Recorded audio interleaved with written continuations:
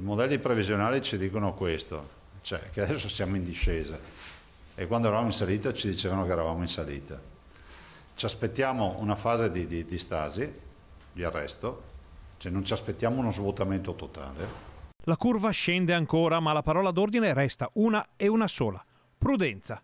Anche perché, ribadisce il governatore Luca Zaia, esiste un momento ben preciso prima del quale è impossibile tirare le somme. Abbiamo una deadline per fare un bilancio che è fine febbraio.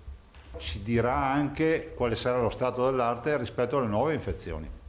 Cioè, sarà innegabile che avremo delle nuove infezioni. La vera sfida è capire se saranno piccoli cluster, contenuti, diciamo, fra virgolette, brutto da dire, ordinaria amministrazione ormai rispetto a quello che abbiamo vissuto, o se ci sarà una nuova tendenza a riprendere la curva. Se riprendiamo la curva, i parametri stabiliti oggi dall'Istituto Superiore della Sanità ci sparano direttamente in arancione e rosso.